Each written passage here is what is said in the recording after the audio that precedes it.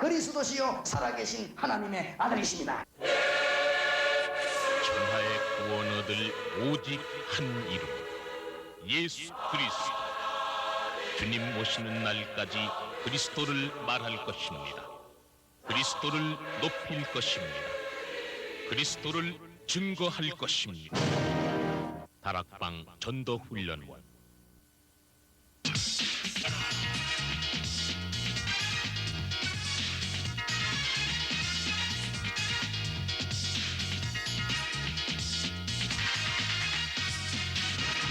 다락방 방송센터.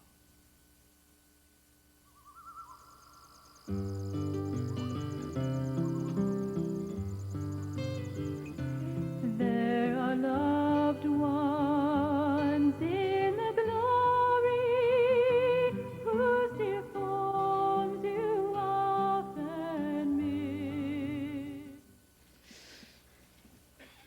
여러분들이 지금 전국에서 목사님들이 모이기 때문에 중요한 자리인 줄 알고 저런 분들이 이렇게 열심히 찾아오는 거 보면 비행기 타고 일본 내려오는데 제 속으로 보니까 참 의장 발견을 잘한다 그런 생각을 했습니다. 여러분들 정치하는 사람보다 의장 발견을 잘해야 됩니다. 여러분이 여기 모인다는 걸 알고 보냈어요. 우리가 무슨 연락된 것도 아닌데 비행기 타고 일본으로 내려오는 거 보면은 참 대단한 분들이다 그런 생각을 해봅니다. 에베소서 4장입니다.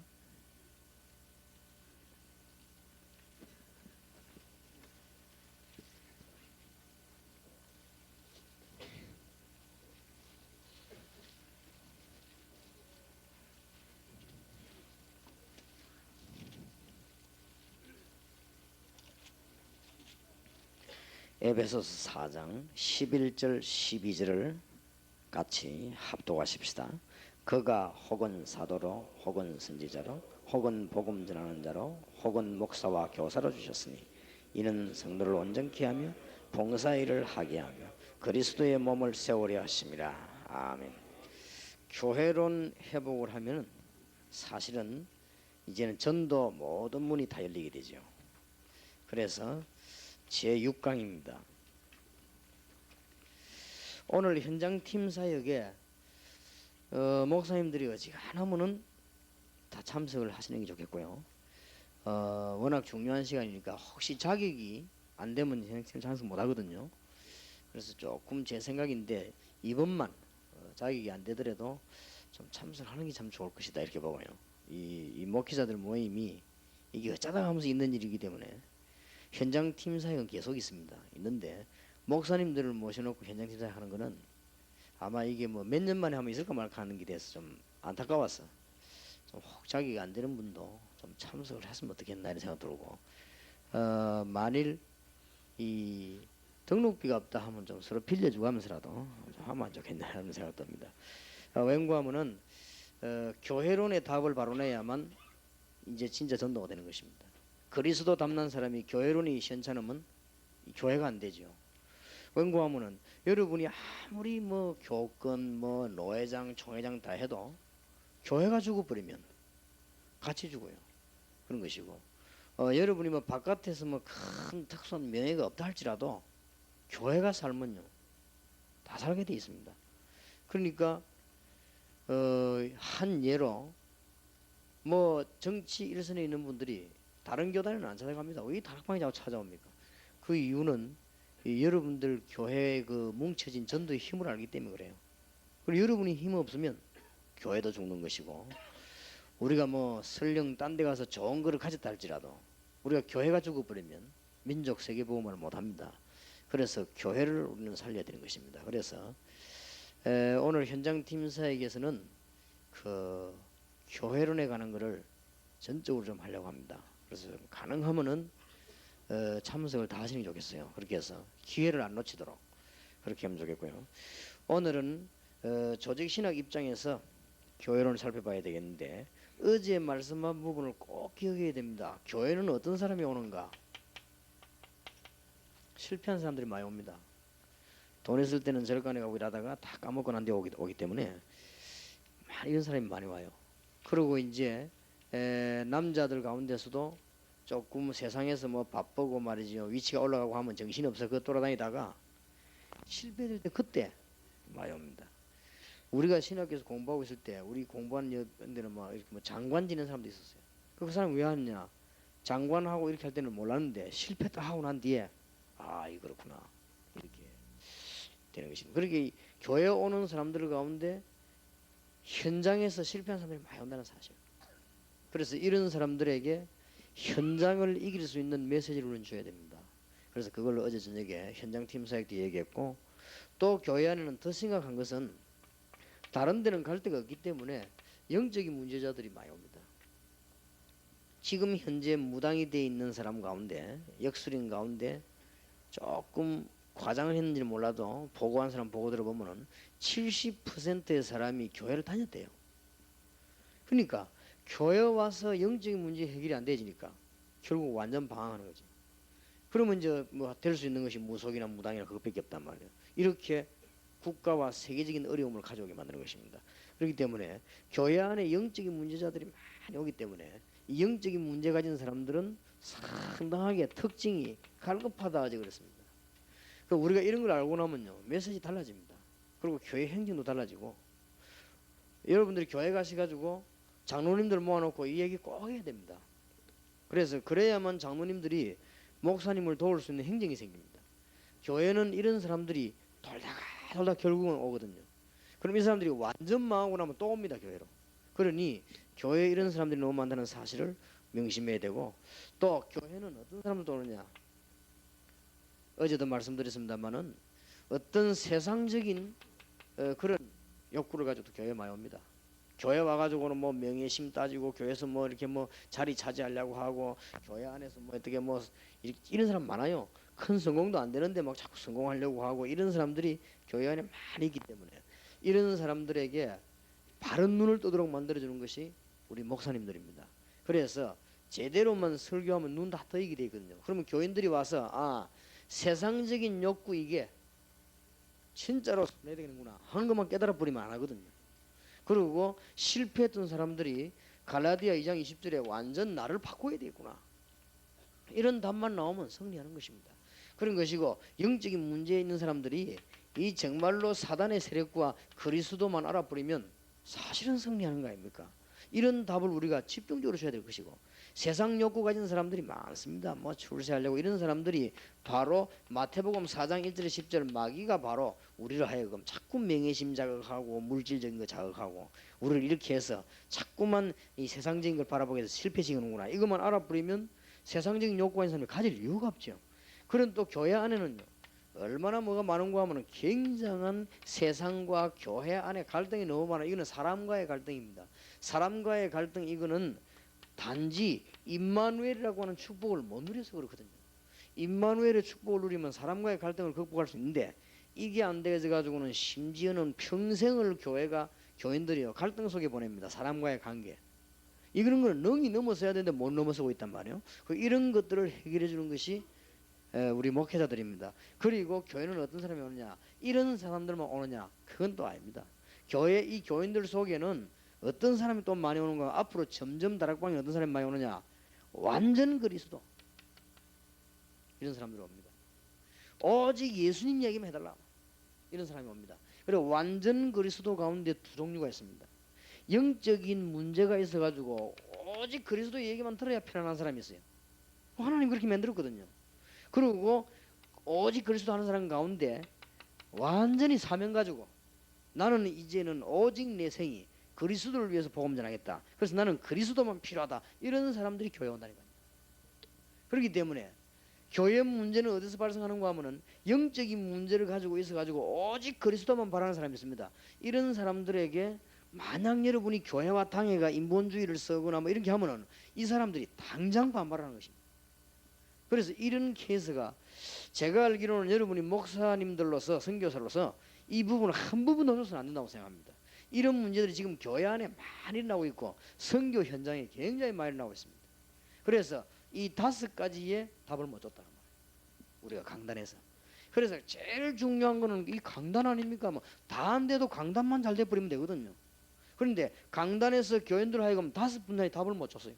실패된 사람에게 실패를 이길 수 있는 답을 줘야 되고, 영적인 문제 있는 사람에게 정말 그리스도로 치유받는 답을 줘야 되는 것이고, 치유해 줘야 된다 그 말이에요. 이 사람들이 지금 갈급하니까. 그런데 세상적 욕구로 가지고 교회 오는 사람들에게 정말로 영안을 열어줘야 되는 것이고, 진짜 갈등 속에 있는 사람 많습니다. 이 사람들이 하나님을 못 만나가지고 교회 안에서 그렇게 싸워요. 그러면 뭐 교회에서 교인들만 싸웁니까? 목사님들은 더 많이 안 싸웁니까? 이러니까 교인들 가운데 신앙이 뭐 성장 안 돼도 좀 연륜이 쌓여가지고 노예 총회 갔다 오면 믿음 더 떨어져 버려요. 목사님들 더 많이 싸우니까. 그러니 밖에 나가면 목사님들보다 더 많이 싸우는 분들이 또 선교사님들입니다. 선교사님들은 더 싸움만 해요. 이러니까 죽고 나는 거는 교인밖에 없는 것이고, 그럴 때 우리 눈이 사명자를 볼 수 있는 눈이 전혀 없어져 버린 것입니다. 그런데다가 또 난데없는 일이 생긴다고 말이에요. 그게 뭐냐? 평신도 가운데 오직 예수라고 나오는 사람이 있다고. 진짜 있단 말이에요. 그러면 오직 예수라는 거 나오는 사람 가운데 두 종류입니다. 영적인 문제에 있어 가지고 오직 예수 아니면 견디지를 못하는 사람이 있고, 또 완전히 사명 때문에 오직 예수만 바라보는 사람이 있단 말이에요. 이 두 종류에서 이런 사람들도 교회가 감당을 못하고 있는 거예요 지금. 그래서 제가 말마디에 프로그램 쓰지 말라는 말이 그 말입니다. 이거 쓰면 천하의 바보입니다. 목사님들이 프로그램을 쓰는데 실패된 사람이 무슨 프로그램에 감동이 가겠습니까?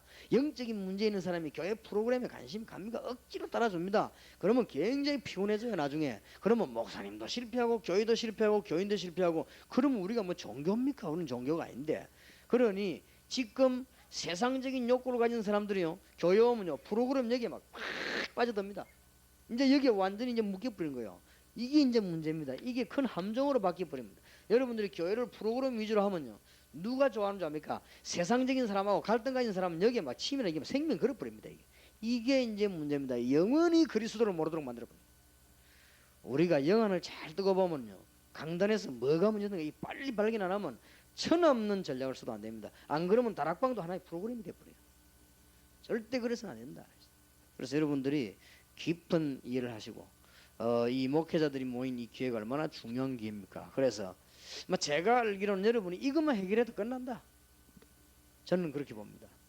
그런데 말세가 되니까요, 곳곳에서 뭐가 일어나느냐, 이제는 막 이런 사람이 나오는 거죠. 사명자가 이런 사람 막 일어나기 시작하는데, 영적인 문제가 있어가지고 오직 예수만 바라보려고 하는 사람은 여러분들이 뭐 메시지만 이러면 전하면 얼마든지 따라옵니다. 그리고 사명자들은 날이 갈수록 생겨나게 돼 있어요. 그리고 사실은 1번, 2번, 3번, 4번은 치유 아닙니까? 그리고 5번은 우리가 해야 될 본분이거든요. 그러면 다 끝나는 것인데, 여기에다가 만약 여러분요, 교회들이 이제 만약에 인본주의를 선다 이러면 이 5종류의 사람이 전부 사단에게 사로잡혀요. 절대 쓰면 안 됩니다. 모르고 쓴 거는 몰라도 알고 쓰면 안 돼요. 그래서 인본주의를 만약에 하나 수단으로 부리면 그렇게 됩니다. 근데 인본주의를 쓰고 싶어 쓰는 게 아니에요. 자꾸 프로그램 하다 보면 인본주의 쓰게 돼 있습니다. 당장 우리라도요, 동사무소 가서 서류 하나 떼려고 하면은 그 사람한테 부탁해야 되고, 만약에 서류가 빨리 안 나오면은 커피라도 하나 갖다 줘야 되고, 그렇게 된단 말이에요. 사람이란 거는. 그러면 우리가 모든 일 중심으로 해나갈 때 여기서 문제가 오는 것입니다. 그래서 선교 지역 가는 곳마다 어떤 문제가 나는가 하면은 목사님들이, 선교사님들이 주로 프로그램을 해요. 그러니까 누가 선교사님한테 대드는 거 하니까 이런 내재 사람들은 문제에 빠져버리지만은 오직 영적인 문제 가진 그리스도인 이 사람들이 대드는 거예요. 근데 주로 보면 이 영적인 문제 가진 사람들이 문제를 일으킵니다. 왜냐하면 자기 충족이 안 되지니까. 그리고 또 그리스도로 완전 사명 가진 사람은 교회를 떠나는 것입니다. 이때 생겨난 것이 무교회입니다. 아예 선교사도 필요 없고 목사도 필요 없다 하고 나온 것이 무교회입니다. 그래서 지금 유럽에서 제일 인기 좋은 게 무교회입니다. 유럽에서는 대단하지 않습니까? 무교회가. 그런 상황으로 바뀌었습니다. 그래서 여러분들이 이런 답을 꼭 찾아내야 되겠고요. 그래서 교회를 이런 부분을 완전 회복한 교회가 초대교회입니다. 그래서 우리는 초대교회를 주님이 직접 세우신 교회를 늘 생각하면서 바라보는 것입니다. 이 초대교회가 뭘로 바뀌었는가 하니까 내가 그 교회인데, 같은 교회인데 우리는 날마다 신경 안 쓰면 또 이렇게 돼버리는 중세교회로 바뀌어버려요. 중세교회는 왜 위기에 왔는가 하니까 여기에 부분 해답을 다 놓친 데다가 로마 사상까지 붙어버리거든요. 이게 뭔 교회가 됩니까? 그게 하루아침에 그래 된 게 아닙니다. 속죄표를 판매하고 하는 신부가 하루아침에 그래 된 게 아니에요. 차츰 그래 된 겁니다. 그리고 말이죠. 이 사람들이 무슨 뭐 우상을 갖다 놓고 있거든. 하루아침에 그래 된 거 아니에요. 로마에서 괜찮은 작품들을 뛰어난 나라니까 그걸 자꾸 접수하다 보니 이렇게 된 거예요. 그리고 어쩔 수 없이 그래 된단 말이에요. 그러니까 중세교회 영적으로는 뭐 완전 비성경적인 교회로 바뀌어버린 것입니다. 이때 나타난 교회가 개혁교회 아닙니까? 개혁교회가 완전 승리했다고 봅니다. 제가 볼 때는 신학도 회복하고 말씀도 회복하고 우상도 끊고 다 회복했습니다. 그러니까 사실은 말씀 회복하고 신학 회복하면 다 한 거지요. 그런데 지금 우리가 그때 당시 회복 못한 것이 행정과 정치 부분에 있어 가지고 중세교육을 못 버린 것입니다. 그걸 가다가 넘어오다가 지금 어떤 식으로 바뀌었는가 하면은 지금 교회가 가만히 있으면 교회가 잘못됐단 말이 아니에요. 기성교회 잘못됐단 말이고 우리도 그렇습니다. 우리도 가만히 있으면 그리스도 중심 안 하면 우리도 어떻게 버느냐? 중세교회로 원래 복귀해 버립니다. 그리고 더 정확하게 말하면 유대교로 복귀해 버립니다. 이 유대교는 사단의 교기 때문에 가만히 있어도 여기로 복귀되게 돼 있어요.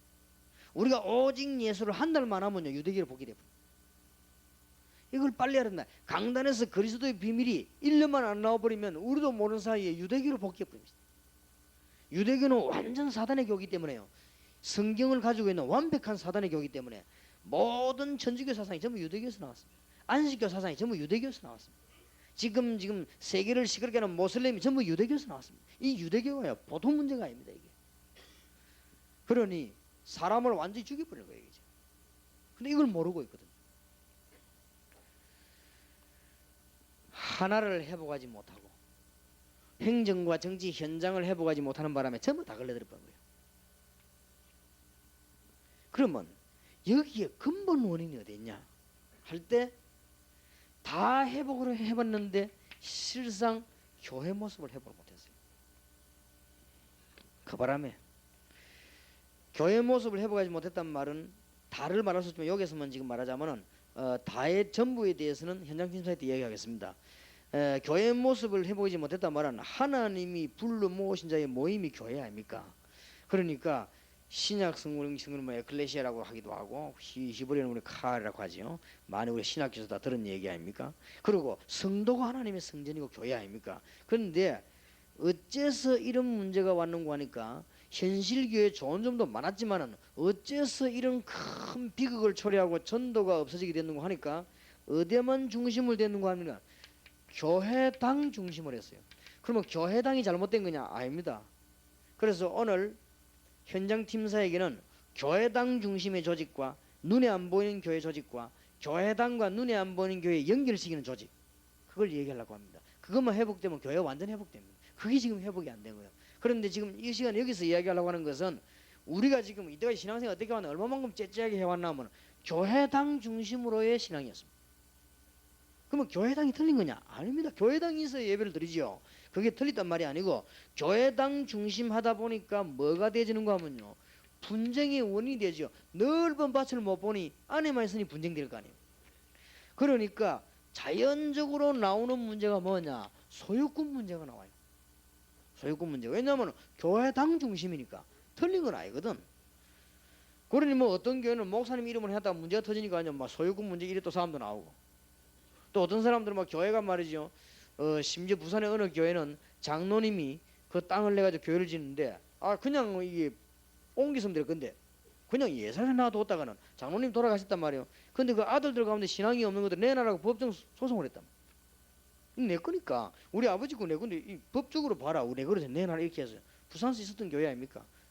그때 뭐 김광일 변호사가 그때 변호를 했는데 판사가 이 재판을 그 결과를 잘 내더라고요. 비록 아버지가 내고 이름이 그 이전 등기 안 됐다 할지라도 교회는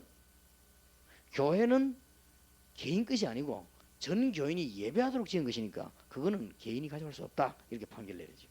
그렇게 판사가 안 믿는 사람인데도 판결을 잘 내렸어요. 또 얼마 전에도 보니까 뭐 여러 지역에서 막 교회당 정치지 마라 이렇게 고소를 했는데, 그때도 내가 판사가 재판을 어떻게 하는가 가만 보니까 판사가 재판을 바르게 하더라고요. 종소리는 자유의 상징이기 때문에 막을 수 없다. 그렇게 얘기를 하더라고요. 그래서 확실히 판사분들이 아무래도 좀 판단력이 바르니까 그렇게 이렇게 교회 지금 전 싸움이 일어나는 게 뭐냐? 교회당 문제입니다. 그러니 싸울 수밖에 없죠. 그러니까 바깥에 엄청난 걸 못 보니 자리 다툼하는 거예요. 싸울 수밖에 없는 거예요. 그런데 우리는 교회당 중심도 돼야 되지만은 실제로 교회 중심이 돼야 되는 것입니다. 교회 중심이 되지 뭐냐? 성도가 모이면 교회요. 성도 자체가 교회요. 성도가 모이면 교회 아닙니까? 성도가 흩어지면 자긴 교회가 되는 거 아니에요. 사도행 2장 46, 47절 요걸 놓친 거예요. 그래서 반만 알은 거예요. 모이는 교회는 알았는데 흩어지는 교회는 몰랐다. 모이는 교회당은 알았는데 현장으로 파고드는 교회는 없었다. 이래서 사단에게 완전히 현장을 빼앗겨버렸다. 어떻게 전도하겠습니까? 그래가지고 전도 못하게 되어 있습니다. 그래서 교회 중심의 신앙은 전도 회복하는 지름길입니다. 현장 교회가 다락방이요, 일꾼을 모으는 교회, 전문 교회 이런 게 전부 지금 회복되지 않은 현장 교회를 말합니다. 교회론이 회복되면은 세계 교회가 하나님의 교회임을 알게 되고 현장의 점술 대신에 말씀이 나타나는 것이고 강단과 현장이 하나가 되고 말씀과 현실이 연결되는 것입니다. 지금 우리는 전혀 현장을 못 보고 말씀 전하기 때문에 그래서 말씀과 현실이 연결이 안 되고 있다는 것입니다. 다시 한번 부탁드립니다. 이런 갈등 가지는 사람이 교회 안에만 있는 게 아니고 현장으로 들어간다고 말해요. 이런 여러 가지 중요한 조건을 가지고 있는 성도님들이 어디가 살고 있느냐? 평일에는 현장에 가 살고 있다. 나는 어느 성도 보고 그랬습니다. 당신이 무시기도 정시기도 못 깨달아 현장에서 어떻게 살아남았냐? 기적이다. 못 살아남습니다. 그래서 현장을 제대로 알면 무시기도가 뭐며 정시기도 뭐 이런 답이 다 나오게 돼 있어요. 그래서 우리가 지금 이걸 사실은 회복을 못했다 그 말이죠. 완전한 승리 있으시길 바랍니다. 자, 7강입니다. 이렇게 될 때 뭐가 회복되느냐? 말씀이 회복됩니다.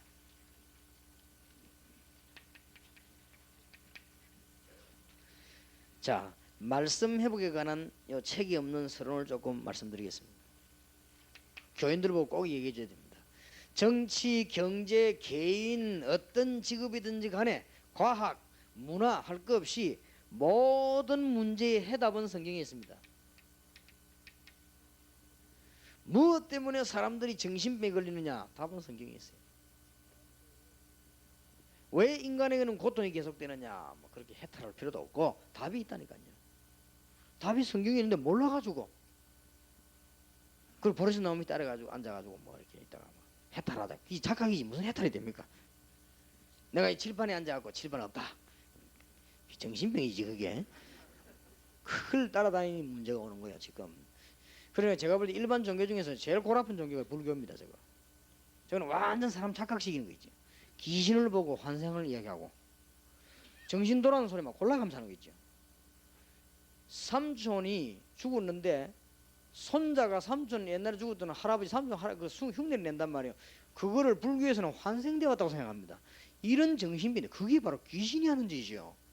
그러니 귀신 보고는 환생설 주장하고 음연이 있는 사실을 없다고 생각만 하면 된다고 이런 식으로 억지를 지기는요. 그리고 그걸 보고 뭐 해탈이라고 해요. 그런 해탈은 백날에 맞아 안 됩니다. 보리수 나무는 어디까지나 보리수 나무고 정확하게 해야 될 거 아닙니까? 앉아가지고 막 엉덩이 뭐 나고 이랬거든. 어디까지나 그거는 무좀 걸리고 막. 그래 그런 걸 자꾸 부인하려고 하니까 그게 정신병 아닙니까? 그래서 그게 왜 그러냐? 답을 못 찾아내고. 그런 식으로 자꾸 하니까 우리나라가 옛날에요 5,000년 동안에 나무 보고 저라고 돌 보고 저라고 하는 거예요. 그러니 얼마나 문제가 왔습니까? 그리고 여러분이 말씀 바로 깨달았다. 여러분 생애 모든 답이 성경에 다 있습니다. 그리고 말씀 바로 깨달은 증거 성취가 됩니다.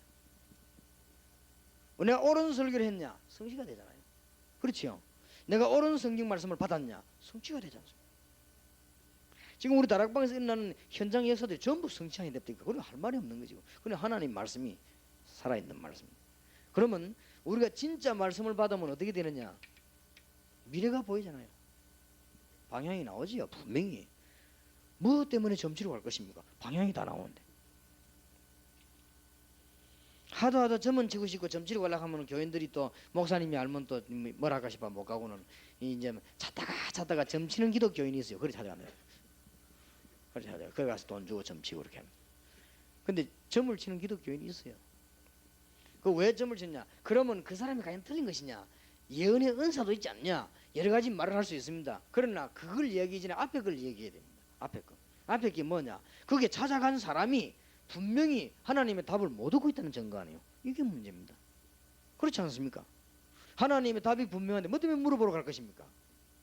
지금 저와 여러분이 할 일은 간단. 지금 당장 나가면 현장에 오는 전문기를 파고 가야 될 판인데 뭐가 없어서 그럴 것입니까? 그런데 이게 지금 안 되겠단 말이에요. 말씀에. 자, 우리는 말씀의 자세를 해보게 되겠습니다. 누가 뭐래도 설교 하나가 적각 적용 안 된다 할지라도 설교자들은 기억해야 됩니다. 반드시 설교해야 됩니다. 그러니까 중요합니다. 설교자가 부정적이면요 전 교회는 부정적인 교회 되고, 설교자가 긍정적이면 전 교회는 긍정적인 교회 되고, 설교자가 신비주의면 전 교회는 신비주의 되고, 어쩔 수가 없습니다. 왜냐? 설교자가 그만큼 중요해요. 왜냐? 설교자는 바로 하나님의 대리인이기 때문에요. 그리스도의 대리인이요. 그래서 누가 뭐래도 설교를 주어서 하든 주을 때도 자기 사상 갖고 죽기 때문에, 남의 설교를 그대로 복사한다 할지라도 자기 사상에 의해서 복사하기 때문에 설교자가 바로 메시지요. 꼭 기억해야 됩니다. 그래서 전에 얘기했듯이 절대 여러분은 설교 준비를 하지 마시고 은혜를 받으시기 바랍니다. 그래서 새벽기도 준비할 때도 설교를 준비하지 마시고 그 말씀의 은혜를 받고 은혜 받은 말을 강단에 가서 간증하면 돼요. 정인으로 서는 것이지. 그렇게 되면 여러분도 살고 듣는 사람 다 살아버립니다. 그러면 뭐 교회가 얼마나 가면요 분위기 딱 바뀌죠. 여러분 개척 시작에 단 한 명이 앉아 있다 할지라도 바뀝니다. 그러면 그 사람이 가만 못 있어 자꾸 말하게 돼 있습니다. 특히 설교자의 가족 미리암처럼 되지 않기를 바라고. 설교자의 가족들 중요합니다. 가족들이 제일 얘기하는 거고. 저는 제 중심으로 사모님들이 저 뒤에 앉아 목사님 설교 체크해주고 뭐 넥타이가 바르나 그거는 틀리다고 생각합니다. 넥타이 틀어지면 어떻습니까? 그런 게 문제가 아니에요. 사모님이 제일 은혜 받아야 돼요. 그렇죠. 무릎 꿇고 은혜 받아야 될 사람이 뭐 뒤에서 잘하는 줄 압니다. 그런 거를 가르치고 배우니까 이 교회가 이 모양이에요. 사모님들은요 목사님 설교하면 정말로 기도해야 돼요. 그렇지요. 제일로 은혜 받아야 돼요. 그러고 막 교회 누가 오는 거 하는 그런 거 신경 쓸 거 없어요. 은혜 받아야 돼요. 나는 어떤 면에서 주의 종들도요 교회 오는 거 하는 거 신경 쓰지 마라. 뭐 그리스도 얘기 듣고 말씀 이 말씀 듣고 안 되면 그건 안 되는 거지. 안 그래요? 그리스도가 마지막 약인데 뭐 마지막 약 먹고 안 되면 가는 거지. 그거 뭐 그죠? 무슨 뭐 사람 유혹하러 갑니까? 안 그래요? 마지막 주사인데 그리스도는 마지막 아닙니까? 처음이요 끝. 그러니까 그리스도 얘기 듣고 안 되면 그건 안 되는 인간이요. 그거는 그걸 자꾸 뭐 차가서 막 설득시키고 꼬고 유혹하고 그럴 필요가 없다 이 말이에요. 그거는 아닌 걸 왜 그럽니까? 그래서 어떤 사람들은요 뭐 가만 보면 집사님들도 그래요. 막 어떤 집사 이런 집사 있던데 가만 초창기 때 보니까요 내가 볼 때 분명히 그리스도인 아니요. 근데 뭐 어떻게 가서 꼬았던지 뭐 휴대폰인가 뭔가 하나 뭐 사도만 원냐 막 그만 설더니 교회 데려왔어. 얼마나 그 사람이 잘해주는지 집사까지 만들었어요. 집사 되도록 만들더라고. 막 화다 하시며 그리고 집 배우리 만들려고 그래가지고 그리고 결국 이게 무너져 버리거든. 그게 무슨 신앙생활입니까? 그리스도 얘기도 답 안 나온다. 그건 아니다 아닙니까? 그건 아니에요. 그게 왜 투자를 합니까? 단 1분도 투자할 이유가 없어요. 정말로 예비된 사람들은 지금이 아니면 다음이라 할지라도 그래서 얘기는 딱 끝납니다. 그러게 절대 목사님들은 허시간을 투자하지 마실 건. 뭐 때문에 허시간을 투자합니까? 그래서 말씀 받고 전하는 교역자들 중요합니다. 강단에 누가 서든지 벌써 저 사람이 설교를 어떻게 하면 어른 교회 가면요 부교역자 누가 설교를 잘하고 나오지 그거는 이미 하나님의 사람은 아닙니다. 누가 강단에 서든지 제가 밑에 앉아있고 우리 전도사님의 설교도 그건 하나님 말씀이에요. 그렇지요. 그래야 내가 살아요. 그런데 교역자들 생각이 너무 비성경적이에요. 교육이라는 생각이요 너무 장사꾼이요. 그렇기 때문에 이게 이제 영적으로 죽는 거예요. 그래서 이거를 빨리 바꿔야 됩니다. 그리고 더 중요한 거 중직자들입니다.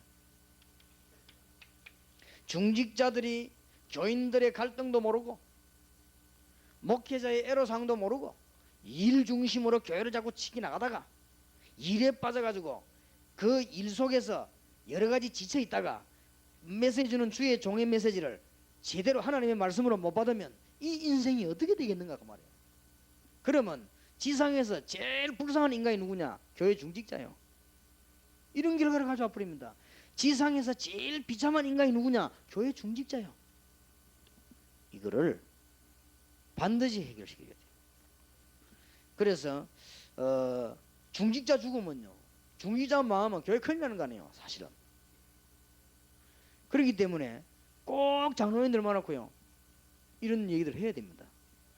세상에서 복을 제일 많이 받아야 될 사람이 누구냐? 장로님들이요. 그러면 장로님들이 강단에서 나오는 말씀을 하나님의 말씀으로 못 받았다고 하면은 이건 죽는 거 아니에요. 아니 목사님이 설교하는데 여러 가지 틀린 말도 많고 인용도 틀린 게 있는데 그걸 하나님 말씀을 받는다면 이래 따진 사람도 있어요.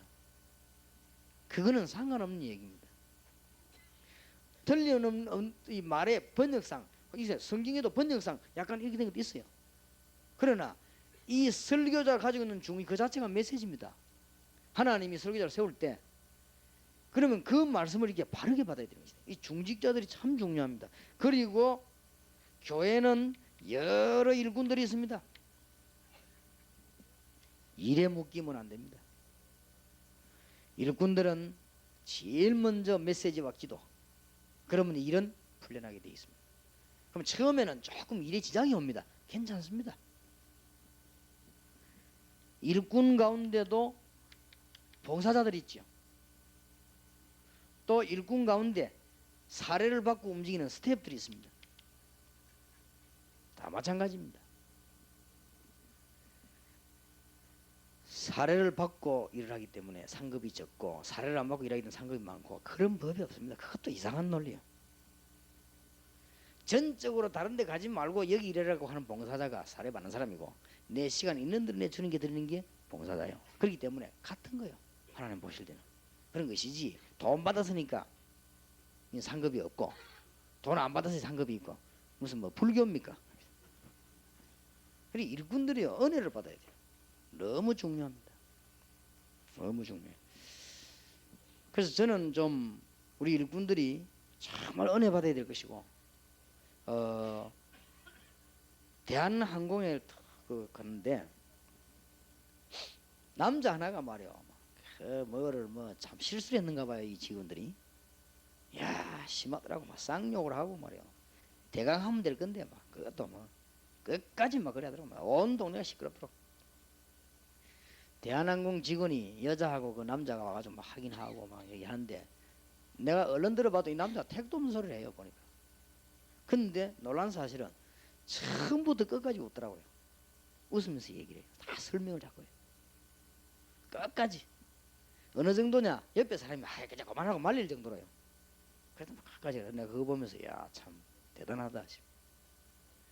한 번은 내가 이 부산에서 출발해가지고는 저 멀리 이제 내일 집회하기 위해서 호텔에 도착했는데 이게 여직원이 앉아있더라고. 그래서 우리는 이제 뭐 여러 가지 체크하고 들어갔단 말이에요. 그 다음날 아침 나올 때까지 앉아있더라고. 얼굴 모습만 안 흐트러지게 타더라고. 내가 안 피곤하냐 물으니까 괜찮다더라고. 그래 그걸 보면서 야 참 어쩌면은 교회 사찰보다 낫냐.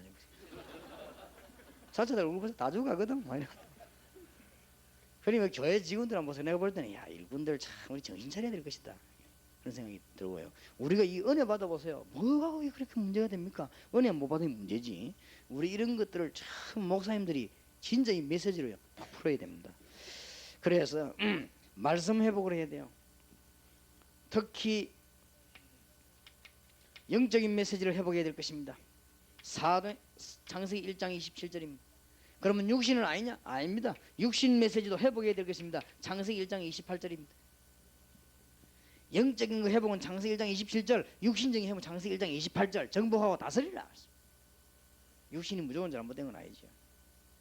자, 7강입니다. 말씀 회복하지 못하면 어떤 때가 오느냐? 고통의 때가 온다. 왜냐하면은 엉뚱한 말씀 가지고 실패하기 때문에. 디모데후서 3장 1절에서 4절. 열심 종교 얼마든지 예배하지만은 하나님의 능력이 없어져요. 말씀 회복 못하면. 디모데후서 3장 5절. 이단 사입이 적그리스도에게 당합니다. 디모데후서 3장 6절에서 13절. 말씀을 회복해야 2번입니다. 올바른 신학과 신학 방법이 회복됩니다. 말씀 회복해야 기초를 바르게 할 수 있습니다. 말씀 회복해야 하나님의 말씀의 능력이 내게 응답으로 또 성취로 그렇게 됩니다. 이거 없으면 잘못된 신학이 되는 것입니다. 하나님의 말씀은 디모데후서 3장 17절에 완전하다고 그랬습니다. 여러분이 다락방 여러분이 참여하세요. 전도하시면서 하나님의 말씀이 완전하다는 걸 체험 못 해봤습니까? 완전합니다. 날이 갈수록. 자, 무엇을 그럼 해보게 됩니까? 육신적인 메시지에 주력하면 안 됩니다. 뭘 해보자면 육신적인 메시지가 필요합니다. 봉사활동, 윤리운동, 모범운동, 종교운동, 지식운동, 박애운동 다 필요합니다. 이거는 육신적인 메시지요. 필요한. 그러나 여기에 너무 매입 부리면 안 돼요. 영적인 메시지를 놓칠 수 있단 말이에요. 신분회복, 영적인 상태, 사단의 전략, 원죄와 현재 상태, 정신질환과 우상, 점술, 역술, 미신에 대한 해답, 이런 영적인 메시지는 어떻게 할 것입니까? 그래서 증거예요. 현대사회의 문제입니다. 우리 한국에 그래서 전도해야 되는 것이고 세계를 향해서는 선교해야만 되는 것입니다. 꼭 놓치지 마시기를 바랍니다. 8강입니다. 이제는 방향을 해보게 되겠습니다. 교회가 주된 방향을 해보게 되는데 주된 방향을 회복하기 전에 1번입니다. 왜 저주가 일어났냐?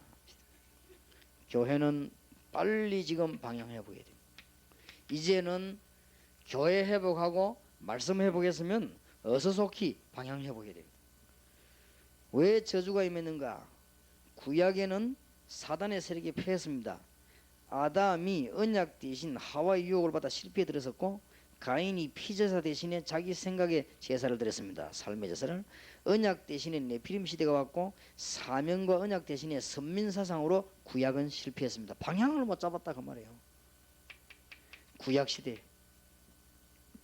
신약 시대에 와서는 교회에 바리새 사상이 들어오고 교회에 우상이 들어왔습니다. 그래서 신약 시대에는 그렇게 해서 방향을 놓쳤습니다. 잘 아셔야 되겠죠. 성천 이후에는 교회에 로마 사상이 들어오고 교회에 마리아 사상이 들어오게 된 것입니다. 이거는 우리는 방향 완전 놓친 거죠. 현대 교회는 뭐가 들어왔냐? 다원주의가 들어오고 교회 안에 혼합주의가 들어오고 율법과 교권이 들어오고 우상종에서 나온 사상과 프로그램이 들어오게 된 것입니다. 완전 방향이 잃지 않았습니까? 이것만 찾아보면 됩니다. 자, 이것을 이길 때마다 기적이 일어나는데 우리는 교회가 방향을 잡아야 되겠습니다. 창세기 3장 15절입니다. 우리는 교회가 방향을 잡아야 돼. 6월절 피와 기적입니다.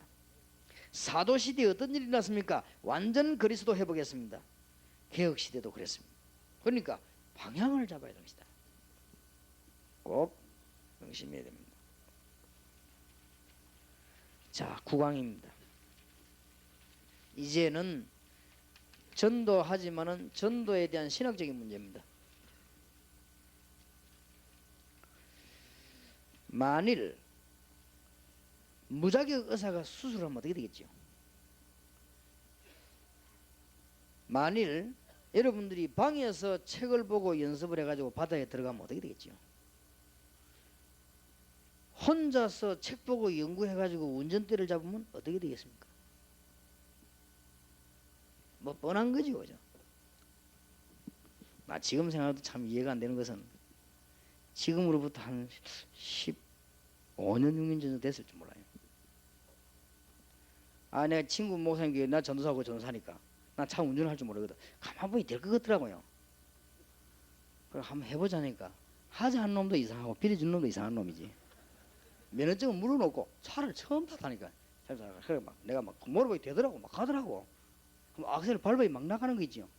그래 막 나가는데 백미러를 볼 줄 압니까? 기아를 넣을 줄 압니까? 그런데 뭐 뒤에 차가 막 그것도 뭐 다른 이뭐그저 무슨 차가 없는 데가 아니고 차 제일 많이 다니는 그 저 신평에서 부가에 거기를 신나게 달려가는데 뭐가 막 꽝 하는 거 있죠. 왜냐면 옆차 오고 가는 거 나는 못 보는 거야. 그냥 막 한 거지, 그죠? 이래가 부딪혔는데 참 하나님이 도와주지. 그래도 큰 사고가 안 나고 앞에 경찰이 있는데 그 경찰이 또 그 소리가 꽝 나는데 귀가 어두워 못 들었어요. 이래가지고 내가 한번 경험이 있었는데 야, 차는 아무나 모는 게 아니구나 싶더라고요. 차를 연습을 해가 몰아야지 이거 아무나 모는 게 아니구나 싶더라고요. 그런 경험이 제가 한번 있었어요. 만약에 여러분 책 보고 혼자 연습 운전대 잡으면 되겠습니까? 농사꾼에게 핵실험실을 맡기면 되겠습니까? 이게 지금 전도도 이해 못한 사람을요, 뭐 이게 지금 보통 문제 아니거든요. 그래서 전도와 신학적인 문제를 빨리 이해를 해야 돼요. 요한복음 3장 1절에 나오는 니고데모 같은 사람이 되겠지요. 1번입니다. 전도가 이해 안 된 상태입니다. 지금 신학이 전도가 이해 안 되면 어떤 결과를 가져오는가 하면은 오해를 하게 됩니다. 뭐든지 그래야 사람도 이해 못하면 오해해요. 그래서 열심으로 한다고 생각합니다. 이렇게 오해를 해버려요. 그리고 전도하기 싫거든. 좋은 말을 만들어냈어요. 은사 중 하나다 이렇게. 전도는 모든 은사의 목적이지. 은사 중 하나다 이래가지고 그게 감동받고 안 하는 거지. 그리고 교회 부흥의 수단으로 생각을 합니다. 그 다음에 전도를 좋은 프로그램을 한다 이렇게 생각합니다. 이런 식으로 오해를 했어요. 뭐 여러분도 옛날에 그랬지요.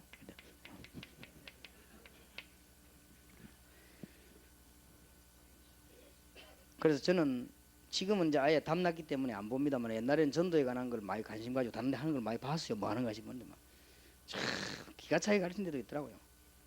처음에 찾아가라. 문도 안 열어줄 것이다. 또 찾아가라. 그러면 자꾸 외우는 것이 확인할 것이다. 세 번째 또 찾아가라. 그래가 안 되거든. 네 번째 또 찾아가라. 그러면 물을 것이다. 왜 하냐 묻거든. 교회에서 왔다고 하면은 네 번째 찾아가면 들어올 것이다. 들어가라. 그래 커피 한 잔 얻어먹고 거기서 또 교회 오라고 얘기해라. 10번만 가봐라. 10번 찍어 안 넘어간 나무가 없다. 그게 전도 훈련이요. 내가 기가 찬 거 있죠. 그런 식으로 전도를 이해를 합니다. 그게 아닙니다. 그런 걸음마다 하나님이 우리의 걸음을 인도하시고 구원받을 자의 걸음을 준비하셔서 만나게 하는 것입니다. 뭐만 되면요. 전도란 뭡니까? 사도행전 1장의 언약을 붙잡는 거예요. 그리스도와 부활, 오직 성령, 정인, 재림주. 사도행전 2장의 응답을 반드시 오게 해야 되는 것입니다. 하나님의 역사, 전도의 문이 열리고 말씀의 성취, 일꾼과 제자, 현장의 증거와 변화. 이 사실을 간증 또는 보게 하는 것이 전도입니다. 사도행전 1장 2장 사실을 내가 말하거나 다른 사람이 보게 되는 것입니다. 이런 전도를 오해를 해버렸단 말이에요. 신학적으로. 더 심각한 거는 전도에 대한 해답이 나지 않은 상태에서 신학을 공부하고 거기에다가 목회자 선교사로 활동을 하고 교회 봉사 활동하니까 이제 날이 갈수록 문제가 되는 것입니다. 이 답을 꼭 내야 됩니다. 교인들이 전도에 대한 이해를 못하고 자꾸 봉사하거든요. 그러면 오늘 저녁에 현장팀에서 그럼 못 깨달은 사람은 어떻게 하느냐, 그런 사람을 어떻게 전도 축복성에 넣을 것이냐, 이런 것들을 좀 이야기하겠습니다. 일단 결론은 뭐냐, 전도 못 깨달은 사람이 봉사만 자꾸 하면 아무 이익이 안 돼요. 본인도 그렇고. 특히 목회자들, 선교사님들, 교인들은 뭐 다 목회자 따라오니까 목회자와 선교사님이 뭘 이해 안 된다면 전도 진정이 이해가 안 됐어요. 그리고 전도 문이 열리는 게 지금 한 번도 목격이 안 되졌단 말이에요. 이런 상태에서 겁도 없이 그것도 완전 적이 우글거리는 선교 현장으로 들어갔단 말이에요. 이러니 완전 총도 없이 칼도 없이 들어가니까 이게 뭐 어떻게 살아남겠습니까? 그러니까 막 폐잔병대가 돌아오는 거예요. 폐잔병대가 살아오는 게 다행이죠. 그죠? 한 번도 본 적이 없단 말이에요. 전도는 걸음 옮길 때마다 하나님이 예배하고 이걸 본 적이 없다니까요. 그러니까 전도 이해 안 된 거 아니에요. 그러니까 오해하는 거지. 열심히 하고 막 기도하고 말이야. 혼자 막 해가지고 하고 이렇게 알고 그냥 간 거예요. 우리 현장에서 뭐 백전 백패 말할 필요 없죠. 결과 종교인이 돼서 돌아옵니다. 교권에 묶여가지고 교회는 무기력해집니다. 거기에다가 분쟁 시기 분열합니다. 안 되니까 인본주의 씁니다. 누구든지 안 되면 인본주의 쓰게 돼 있어요. 10강입니다. 전도에 관한 오해와 이해입니다. 그러면 그 밑에 그림에 보면 바리새인과 초대교회가 대조적으로 나와 있습니다. 10강이지요. 바리새인들은 율법 중심이고 초대교회는 복음 중심이었습니다. 혹시 여러분들 MPN에 있지 않은지 늘 생각해 봐야 됩니다. 바리새인들은 조직 중심이고 초대교회는 함께 있는 원리를 썼습니다. 바리새인들은 훈련 중심이고 초대교회는 응답과 누림 중심이었습니다. 바리새인들은 노력의 대가로 받고 초대교회는 은혜와 먼저 응답을 받은 것입니다. 바리새인들은 육신적인 현장을 주로 받지만은 초대교회는 영적인 원인을 알고 움직였습니다. 바리새인들은 교권에 의해서 힘을 가지고 했지만은 초대교회는 언약을 붙잡고 있습니다. 바리새인들은 계획 중심이었지만은 초대교회는 응답 중심이었습니다. 바리새인들은 종교적인 설득을 했지만은 초대교회들은 정인으로 서게 된 것입니다. 바리새인들은 사람의 힘을 의지했지만은 초대교회는 성령의 힘을 의지한 것입니다. 바리새인들은 시기심이 나가 열심히 뛰었지만은 초대교회는 현장만 쳐다보고 뛴 것입니다. 바리새인들은 자기 개인 중심이었지만은 초대교회는 마게도를 향하여 선교문을 열게 됐고, 이 바리새인들은 국가 살리는 이기적인 국가 중심이었지만은 초대교회는 세계를 보는 로마 복음화를 향해서 전 세계 문을 열고 나가는 선교인들이 열린 것입니다. 차이가 납니다. 많은 교회들이 바리새인 전략을 갖고 있습니다. 그러니 되어질 수가 없어요. 결과는 재앙과 실패입니다. 그러면 무엇이 문제입니까? 현장을 실제로 본 적이 없고 임마누엘의 축복을 매일같이 누려야 할 축복을 놓쳤고 그리스도라는 단어에 대한 참 지식이 부족했습니다. 아마 여러분들이 왼쪽에 있은지도 모릅니다. 과거에 우리 다. 저는 분명히 이야기하는데 왼쪽에 있는 교회에서 자랐습니다. 왼쪽에 있는 교회. 막 싸움합니다. 네가 잘했다 내가 잘했다 이런 거예요. 그걸 율법 중심. 잘하지도 못하면서. 엄마 연초 연말 되면 맨날 그러면 조직은 막 조직들이 하나 한 번도 된 적이 없어요. 그러고 뭐 얼마나 1년에 4번씩 부흥회를 하는데 훈련시킨다고. 그러니 1년에 4번 부흥회 하는데 와서 말하는 사람이 방향이 다 달라요. 그러니까 막 부흥회 하고 나면 어떨 땐 시험 들어오고 정말로 희한한 일이 다 있었습니다. 그래서 전도는 열심히 해야 되겠는데 한 번은 제가 부목사로 있을 때요, 어떤 이 목사님이 와서 부흥회를 하는데 야 참 대단하더라고. 4일을 부흥회를 하는데요, 이틀 웃기는데 진짜 나도 웃었습니다. 와, 사람이 너무 웃어버리면 마음은 열려요. 너무 웃어버리면 얼마나 웃기는지 내가 생각해도 생각해서 막 너무 웃음이 나고 글을 못 쓰겠더라고요. 진짜 웃기더라고요. 이 사람은 웃기는 걸 맞지 하여튼 완전 도태했어. 이 사람 이틀을 내리 웃기는데 막 장로고 뭐고 입이 버리지 않고 뭐다 이래. 그러더니 3일째부터 이제 본론 딱 나오는데 3일째 뭐가 나오냐, 이런 식으로 하면 복을 못 받는다는 거예요. 어떤 식으로 해야 되느냐, 봉투를 2개로 갖고 오라는 거라. 그럼 뭔 봉투냐, 하나는 하나님께 바치고 하나는 주의 정복을 줘라 이게. 그러니까 교인들이 그때부터 인상이 약간 돌아가더라고요. 그래도 워낙 이틀 웃긴 하기 때문에 그게 감동돼가지고 전부 준비하고 다 이렇게. 그때 우리 담임 목사 돈 벌어서요 하도 많이 내고. 근데 재미난 사실은 담임 목사님이 일만은 걸고 드는 그 사람도 봉투 2개 들고 왔더라고요. 근데 이 사람이 이제는 마지막 날에는 신비한 전략을 쓰기 시작하는데 한국교회 큰일 난 거지요. 신비한 전략을 쓰더라고. 하여튼 자기인데 기도 받아가지고 역사에 난 거 이것만 2시간 이야기하는데 내가 가만히 성도들 살펴봤어요. 자기에게 막 심지어 전화통 잡고 축복했더니 역사에 나버렸다 이런 거 막 이러니까 막 마지막 날 어떤 본색을 딱 내놓는가 하면요, 목사님 주무시고 호텔 잡아놨거든. 그거 안 간다는 거라. 왜냐 목사가 뭐 이렇게 호텔 같은 거 경건하지 않다는 거라. 이 사람 대단하죠. 그리고 어디 하냐? 교회당에서 그냥 이제 자는 거요. 자는데 그러니까 막 이 딱 선언을 하더라고. 나는 호텔에 안 가고 교회에서 오늘 기도한다 이러다. 그러니까 어리석은 사람들이 막 모여들잖아요. 그날 밤에 일 또 벌어집니다. 이제 마지막 작업이 그때 또 벌어져요. 어느 정도 본색을 드러내느냐? 아니 내가 말 큰일 났나면서 시계를 내 목욕탕 잊어본데 이거 마누라한테 요거도 먹겠는데 하면서 그걸 시계 사내라 이런 식으로. 이거는 완전히 그러니까 마지막 날에 실패해 버렸어요. 왜냐면 우리 교인들이 아무리 모질해도 거긴 안 속거든. 좀 이상하다는 생각이 들었어요. 이제 뭐 엄마가 죽으면서 유언을 했다네요. 너는 항상 하얀 양복 입고 설교를 했는데 자기 하얀 양복이 다 떨어졌다네 이제. 그럼 맞출 사람 손 들어봐 이런 식으로. 완전히 막 마지막 그런 식으로 나오는데 드디어 우리 담임 목사도 인상이 찌그러지기 시작하더라고요. 그냥 큰일 났다 싶은가 봐요. 부엌에 하고 나는데 교회 완전 시험 들어보면 졌다만 거 있지. 그럼 나는 첫날부터 끝까지 막 가만히 앉아있으니까요. 이 사람이 마지막 가면서 남긴 재미난 말. 부흥사가 담임 목사 보고 목사를 잘 못 드렸다 이게. 그리고 왜 그러니까 저기 첫날부터 끝날까지 은혜 안 받고 앉아있대. 저 교만하다 이거. 은혜 받을 이유가 없지 내가. 그런데 재미난 사실은요. 유명한 분입니다. 한국도 그 얼마나 인기인지 몰라요. 그리고 막 참 그 소문나기를 교회론이 참 바르대요. 왜 교회론이 바르냐니까 너무 담임 목사를 위해준다 이게. 교회론이 참 바르. 유광수 목사는 교회론이 엉터리. 왜냐? 저런 식으로 하면 병신도 살아나보면 목기사 죽는 거 아니냐 이게. 왜 죽습니까? 병신도 그래서 담당 목사 죽입니까? 말도 안 되는 소리를. 진짜 병신도 그래서 담나면 목사님이 얼마나 귀하게 보입니까? 그렇지요? 그러니까 보세요. 여러분 지금 왼편에 안 있었습니까? 정말.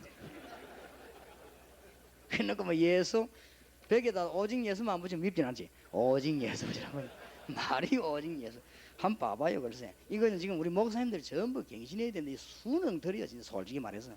그래 놓고 이제 무슨 이단 감별을 해요?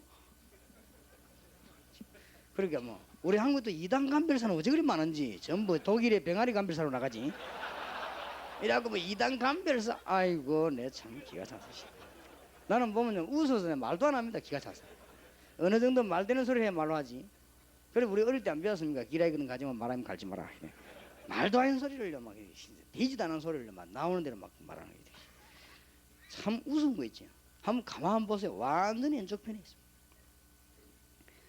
그래서 저와 여러분은 세계 복음화를 확실한 전략 갖고 있습니다. 증거를 대겠습니다. 첫째입니다. 메시지 전략입니다. 여러분이 지금부터 메시지 전략을 바꿔야 됩니다. 실패자와 영적인 문제자와 세상 욕구자와 갈등 가진 사람을 치유해 주세요. 오직 그리스도로 담내려고 하는 사람들이 하나씩 나오기 시작합니다. 그 사람들을 사명자로 만드세요. 메시지 전략 빨리 바꿔야 됩니다. 그리고 우리는 세계를 정복할 현장 전략을 갖고 있습니다. 살림없습니다. 아무리 훌륭한 신학자도 현장 못 보면 현장 못 살립니다. 아무리 뛰어난 교회당 건물을 아름답게 러시아 교회처럼 지어놨다 할지라도 현장 주고 뿌리면 안 됩니다. 그럼 우리는 현장 전략을 갖고 있습니다. 다락방입니다. 현장 전략을 갖고 있습니다. 미션 홈입니다. 전문교회입니다. 그리고 더 엄밀한 현장 전략을 가지고 있습니다. 산업선교, 문화센터, 교포, 치유사역. 이게 전부 현장 전략입니다. 그리고 우리는 세 번째로 어떤 전략을 가지고 있냐? 치유 전략을 가지고 있습니다. 이놈에 있으면 다 되게 되어 있습니다. 영적으로 병든 자를 치유하는 전략을 갖고 있습니다. 자꾸 재앙이 임하지요. 창세기 3장과 그리스도 아닙니까? 우리는 정신적인 병 가진 사람을 치유할 전략 갖고 있습니다. 오직 그리스도로 충만해 버리면 치유됩니다. 우리는 육신적으로 병든 자를 치유할 전략 갖고 있습니다. 이 사람도 오직 그리스도로만 충만해 버리면 역사는 납니다.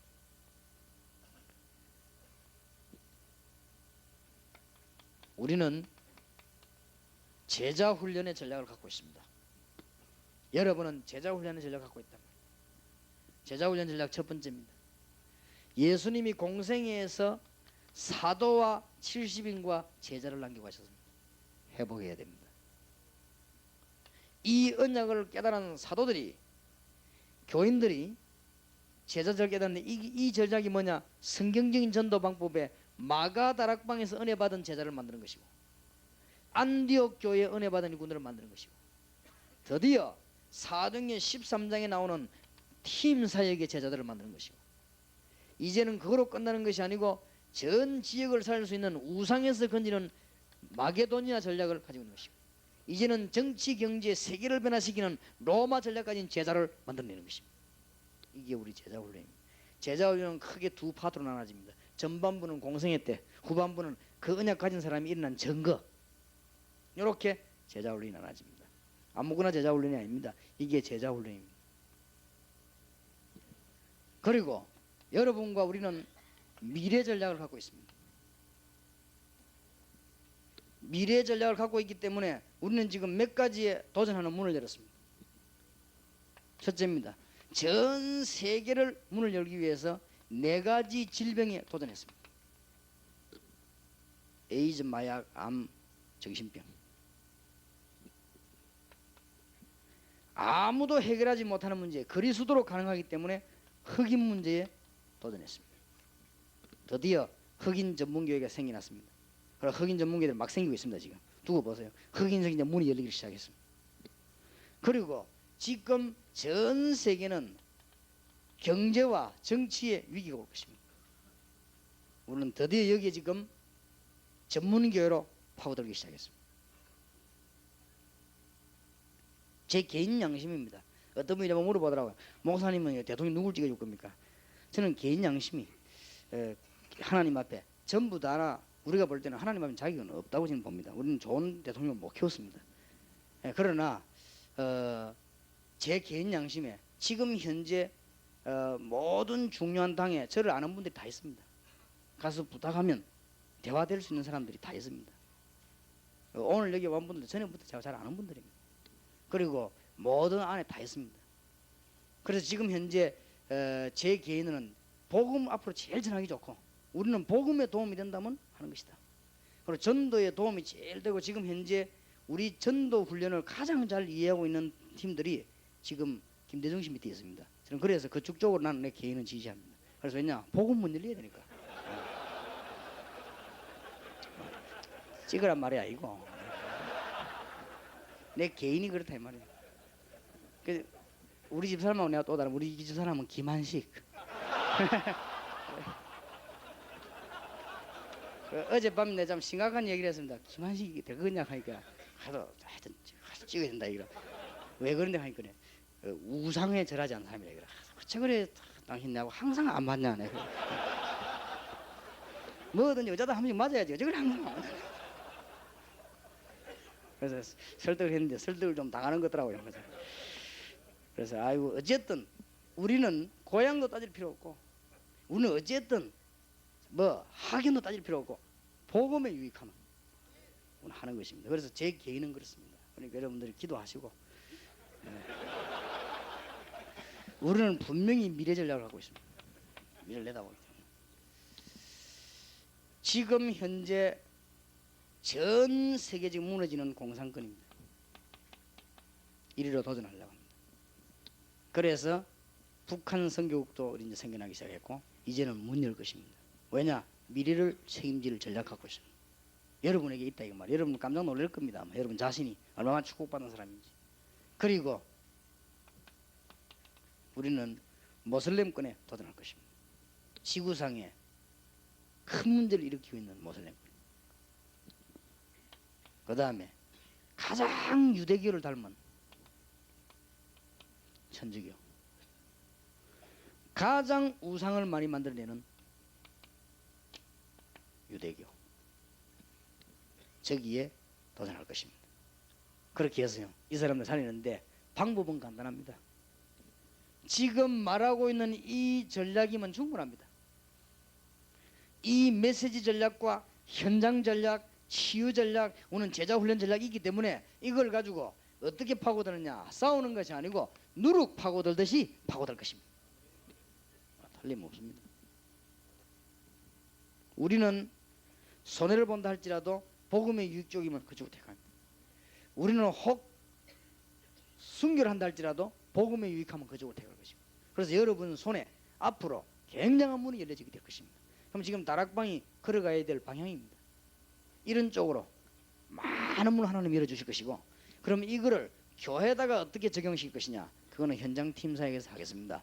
오늘만 봐주세요. 오늘만 자격 없는 사람도 현장 팀에 넣어주시기 바라고, 다음부터는 절대 그런 법이 없으니까 오늘만. 왜냐하면 이게 지금 목사님들 모이는 이게 어렵습니다. 우리가 아무리 시간 내도 1년에 한 번도 어려워요. 그러니까 목사님들이 좀 기도하시고 우리가 한국 세계 교회를 살리는 축복의 문이 열려져야 되겠습니다. 기도합시다. 하나님 감사를 드립니다. 주께서 귀한 사자들을 부르사 세계를 복음하게 하심을 감사를 드립니다. 주의 종들에게 새 힘과 능력을 허락해 주옵소서. 주 예수 그리스도의 은혜와 하나님의 사랑과 성령님의 교통하심이 귀한 언약을 받은 주의 종들을 위해 지금으로부터 영원까지 항상 함께 계실지어다. 아멘.